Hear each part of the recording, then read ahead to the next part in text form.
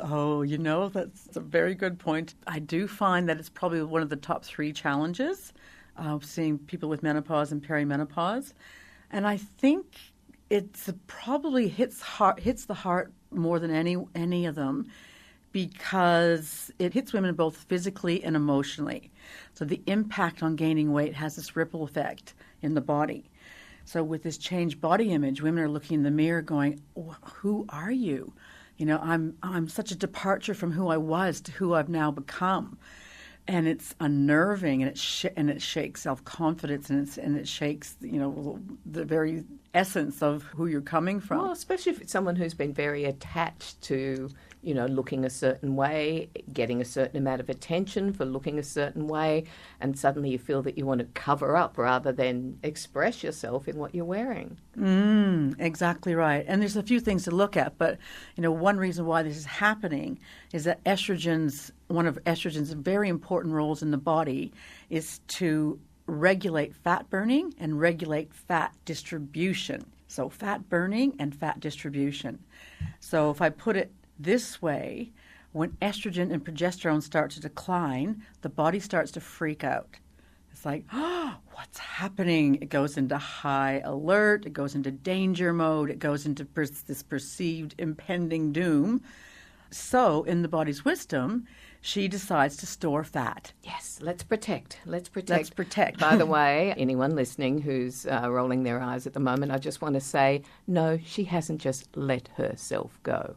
That's one of my least favourite sayings about women who put on weight midlife. Oh, she's really let herself go. It's so cruel. It's cruel and condescending, and it's not. It's ignorant. Yeah, You're right. It is. It's not having the knowledge.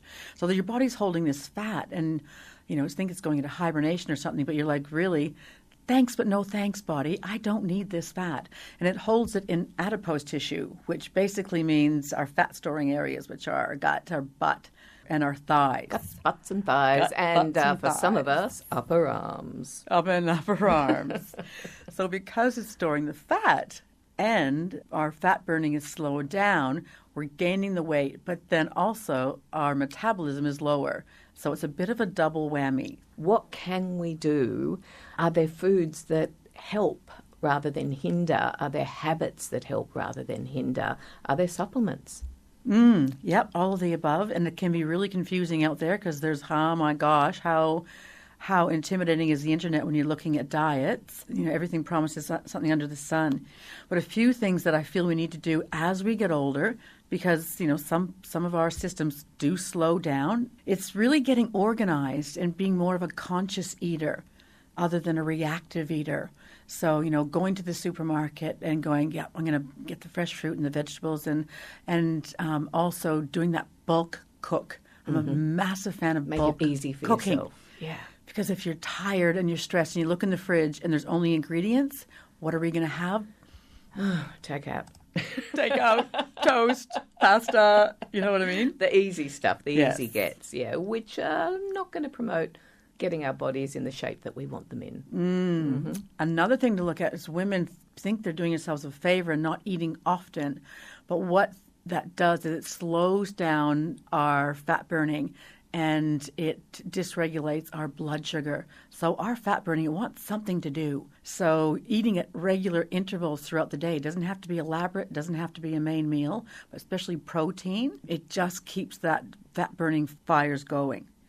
Portion control is another thing. I'm looking at like 100 grams of protein. We used to have the big steaks back in the day or the big bits of palm size. Just get the palm size protein, and that's really enough to fill us up. That's it. That's all we need? Well, and your plate of vegetables. Okay, Yeah, sorry, no. But when you're looking at protein. You're talking about palm-sized protein, but you're also asking us to eat more often. So it's not that we're just going to have 3 meals with this smaller portion. You want us to eat more regularly. Yeah, like have your hormone smoothie in the morning, mid-morning have a boiled egg or a bit of yogurt. For lunch, have salad with protein, mid-afternoon. A handful of cashews, and then you have your dinner. You know what I mean? You're just keeping, and not only does that regulate the fire. Yes, but also your brain and your energy. That's our petrol. That's our only petrol is food. So if you get that afternoon slump, it's like, yeah, if you just keep that firing along throughout the day.